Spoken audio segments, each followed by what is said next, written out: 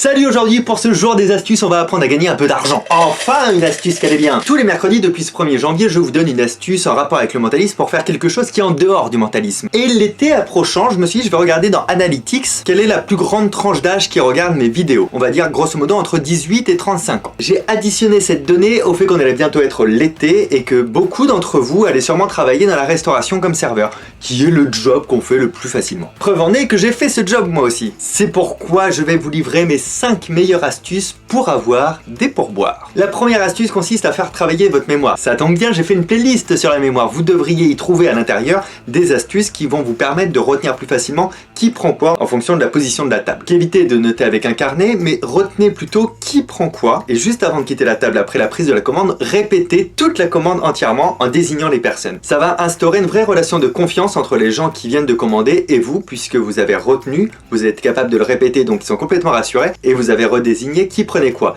Ça va marquer un peu plus la table qu'une prise de commande au bloc-notes. La table où mangent les clients, c'est une espèce de bulle. Une fois on avait parlé ensemble de la bulle individuelle, et bien cette bulle devient collective quand on réunit un groupe à un endroit. Quand vous prenez une commande, ou quand vous servez, ou quand vous desservez, vous percez cette bulle. Mais c'est tout à fait admis puisque c'est votre fonction. Mais comme vous percez la bulle, je vous recommande d'identifier rapidement qui est le leader de la table. C'est la personne qui rit le plus fort, c'est la personne qui en général fait des blagues, vous taquine, mais c'est aussi la personne qui commande le vin ou qui prend les grandes décisions à table. Et bien c'est pas forcément cette personne qui va vous mettre le pourboire, mais c'est la personne qui pourrait empêcher les autres de mettre un pourboire en disant bah non, c'est pas la peine. Donc il faut vous la mettre dans votre poche. Pour ça c'est très simple, il suffit de l'identifier, de pas trop en faire non plus.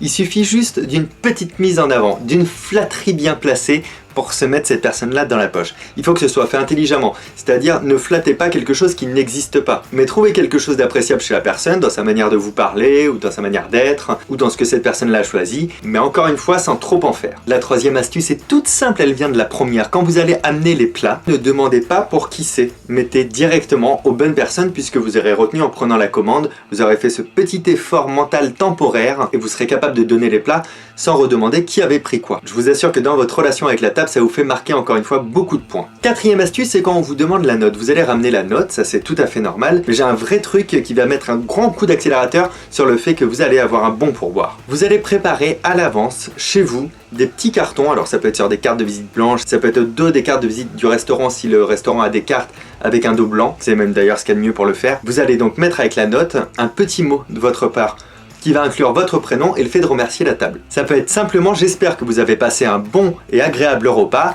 À bientôt, votre serveur Fabien ». Si vous ne vous appelez pas Fabien, mettez votre prénom.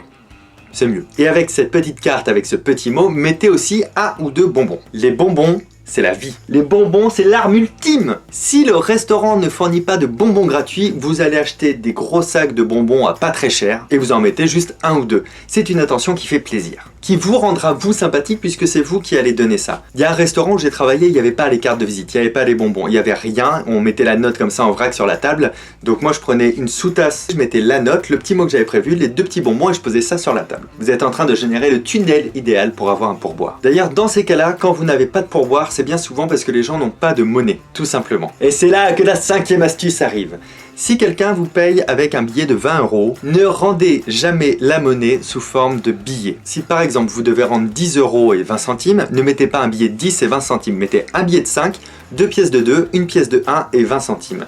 Vous devez créer la monnaie qu'on sera susceptible de vous laisser. Vraiment à chaque fois que j'ai fait ça, même si je devais rendre 21 €, je mettais pas un billet de 20 et une pièce de 1, je mettais un billet de 10, un billet de 5 et 3 fois 2 €, ce qui fait qu'à chaque fois on laisse 1 ou 2 pièces au serveur. Et avec tout ça, vous allez voir votre taux de pourboire augmenter. J'espère que toutes ces astuces vont vous servir cet été ou dans le cours de l'année ou peut-être même juste là actuellement ou dans quelques années. Mais c'est du testé et éprouvé par moi. Et un mentaliste en serveur, je peux te dire que ça réfléchit à tout. J'espère que cette vidéo vous a plu. Si c'est le cas, n'hésitez pas à me le faire savoir en laissant en guise de pourboire un petit pouce en l'air. Vous pouvez également commenter la vidéo puisque je lis vraiment tous vos commentaires chaque jour. Un grand merci également à tous ceux et celles qui font les sous-titres, qui écrivent les sous-titres pour les vidéos. C'est un grand travail que vous faites pour que les malentendants puissent accéder aux vidéos. Merci beaucoup. Si vous regardez une fois que j'ai validé les sous-titres, maintenant dans le descriptif de la vidéo, on voit vos noms tout en bas pour vous mettre en avant parce que c'était bien normal. Et abonnez-vous bien sûr puisque le Mental Vlog c'est une vidéo par jour pendant 1 an. Donc rendez-vous demain à 17 h. Ciao!